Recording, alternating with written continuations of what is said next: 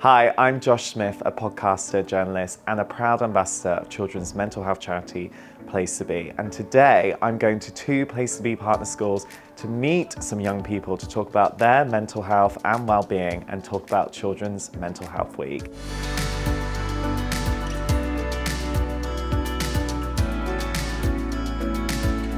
Does an argument have to be the means to the end of a friendship? Friendship's like a very fickle thing. Like most people like they want to keep it as long as possible, but sometimes it's worse to try and keep something that's just not working than just to let it go, because then it's better for the both of you.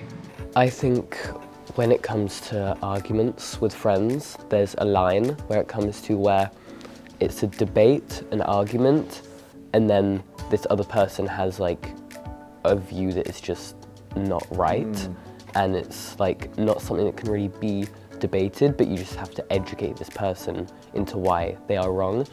But I think you should also be open to the fact that you could be wrong in some situations, and you should always try and look at this argument from an open point of view and non-biasly, so that you can really see who's in the right here. But I also think that arguments are kind of necessary for friendships to build as well, because once you overcome that, then you can overcome even more. So I feel like it's kind of like another step into becoming kind of closer.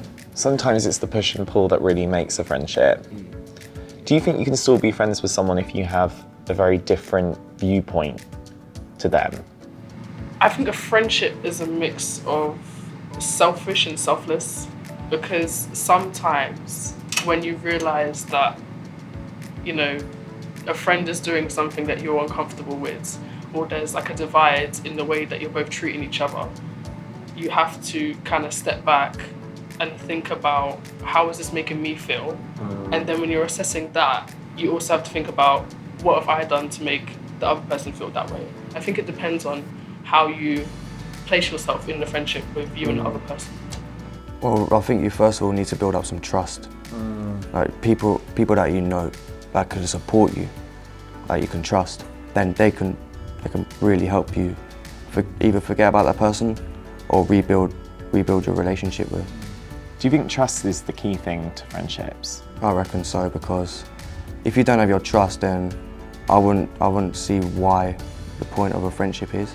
Personally, in terms of connections and losing friends, I moved here when I was 13, and I lost a lot of friends in the process of moving. There were only like 2 or 3 friends I could properly keep. How did you find it making new friends? Obviously, when moving countries, people are very different. That's a given.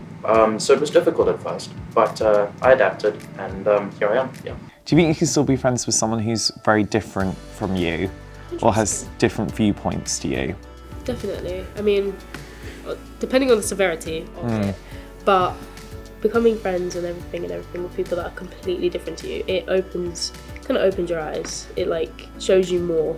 It's all about creating a safe space in friendships, isn't it? Where you feel like you can speak your truth and listen to other people's truth and take on board their opinions and take on board other people's ideas, isn't it? And that's what friendship's all about.